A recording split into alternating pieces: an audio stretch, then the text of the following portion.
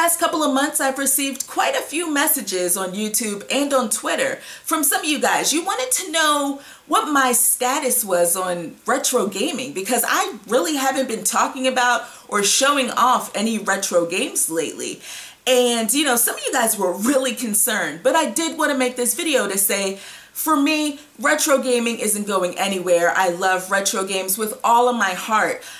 You know, I feel that retro games totally shaped me into the gamer that I am today. Without those retro games, you know, they're kind of like the forefather of the video game industry. If we didn't have all of those awesome older games, who knows what the industry would be like now? I know this may sound silly, but collecting for retro games is more of a seasonal type thing for me, and it's something that I'm trying to work more on. I love, like I said, I love retro games, and there are quite a few games that I would love to have into my collection, but I typically, unlike some people, I don't like going on eBay, especially now. Prices for retro games on eBay are ridiculous.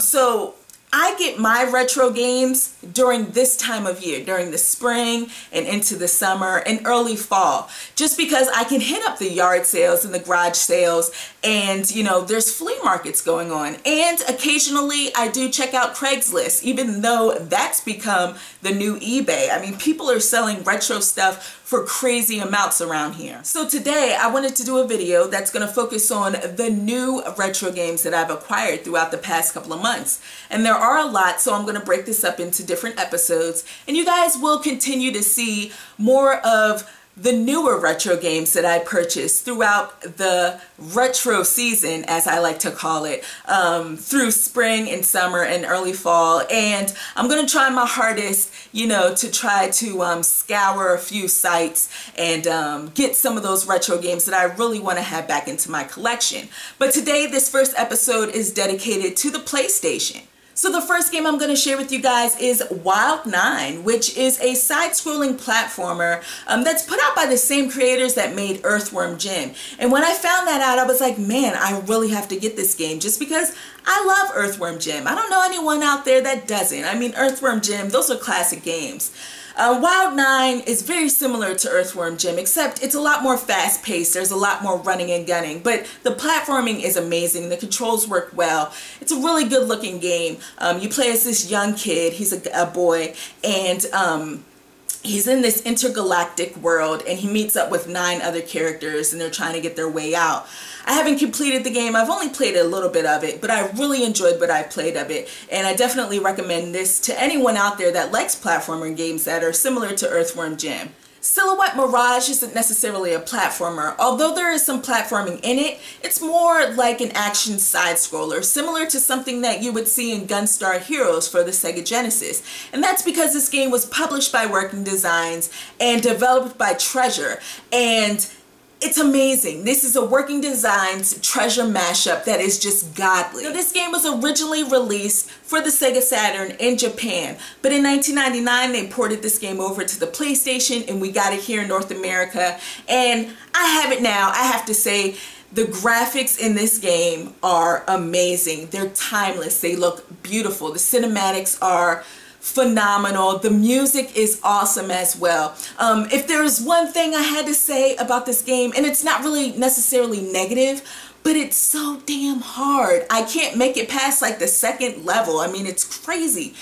This is a hard game, so if you're up for a challenge and some amazing music and beautiful artwork, definitely check it out. Crash Bandicoot 3 Warped is a game that I haven't had a chance to play yet. I didn't play it back in the day. I only played the original Crash Bandicoot, and that's because that's what you were supposed to do back then. In the heyday of the PlayStation, we all know that Crash was the PlayStation mascot, and it was only right to play a little bit of Crash, and that's exactly what I did. I didn't really like Crash all that much.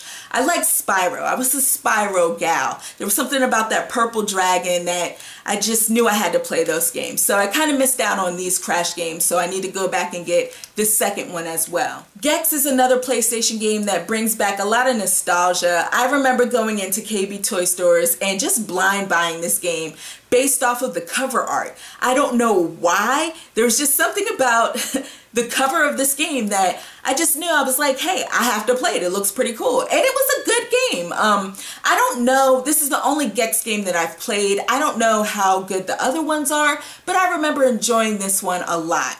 Heart of Darkness is a game that I've wanted in my collection for a while, but I never purchased it online because the prices were a little steep.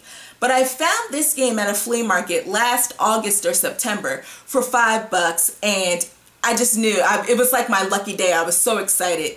You know, I played a little bit of it back then, and I was so upset because my PlayStation 2 broke down on me. So I don't have a PlayStation 2 to play PlayStation 1 or PlayStation 2 games. So I'm in the process of trying to find a cheap PlayStation 2, which is really hard to come by nowadays for some strange reason. But yeah, this game is pegged as a cinematic platformer. I just remember it being really dark, and the story was a little emotional, and it was dark, and you kind of really wouldn't think that, but it is, and I'm really interested in seeing what it's all about. I've heard a lot of great things about it. So once I get that PS2, that slim PS2, that will allow me to play PlayStation 1 games, definitely popping this bad boy in. I found a copy of Gran Turismo at my local thrift store for $3, and you guys don't understand how excited I was when I saw this game. Just being able to see this game out in the wild in amazing condition just totally made my day. Gran Turismo was like my go-to game. You know, prior to the release of this game, I really did enjoy racing games. I played a lot of Road Rash, I played a lot of Super Mario Kart. I mean, I really liked racing games, but this was the nail in the coffin for me. This just made me totally love racing games. I also feel that it totally made me learn a little bit about cars as well, just because prior to playing this game, I had never played a game where you could customize car parts and it actually enhances the performance of the car in the game, and I thought that was amazing. I played this game nonstop, spent hours with it. This was my go-to game. Like I said, guys, people would come over, we'd play Gran Turismo, I'd talk on the phone, I'd play Gran Turismo. I mean, this was like an everyday thing for me. And I took a peek at the instruction manual, and it put a huge smile on my face, just because the instruction manual is amazing to look at now, because we don't see instruction manuals in our games anymore, basically.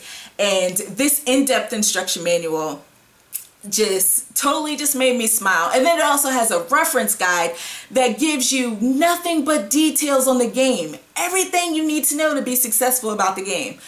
I just thought that was awesome. The last PlayStation game I'm going to share with you guys is Metal Gear Solid. And I know a lot of you guys are like, Steph, it's the greatest hits version. What up with that? And I'm going to say to you guys, I don't really care if it's the greatest hits version or not. To me, you know, that doesn't really matter. As long as the discs are in good condition, really good condition, and it plays, and everything's in the case, that's all that really matters to me. I found this at my local thrift store. This is another thrift store $3 game. And Metal Gear Solid, I remember it was like the Christmas of 1998, and we went to my aunt's house for Christmas dinner, and my cousin, who's a year younger than me, got this game. And I remember me, my cousin's friend, and two of my other cousins were in his room the whole Christmas dinner playing this game.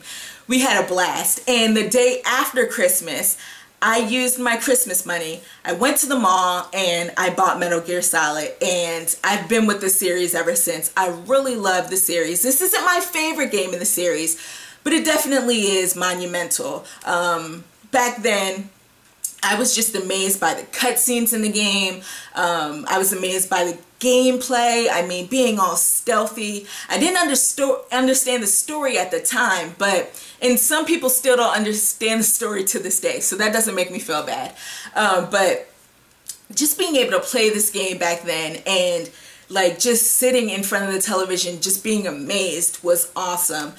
Which is why, you know, I feel like that every time I play a new Metal Gear game. And I do have, you know, this game on the Metal Gear Solid HD collection. I have that for the PlayStation 3, and I have Metal Gear Solid Twin Snakes, which is the remake on the GameCube. So, you know, it was really good to see this out in the wild. It's the original version, and it brings back a lot of memories. So those are the PlayStation games that I picked up over the past couple of months, and I'm hoping that, you know, I'm more successful this time finding more PlayStation games that bring back a lot of great memories for me, and some of the games that I never actually got around to playing and people think are amazing. So if you have any recommendations, definitely leave them in the comment box below and let me know what you guys think. Make sure to check out more retro goodie videos. I have some Super Nintendo games, Nintendo 64 games, Xbox games, Game Boy Advance, Game Boy Color.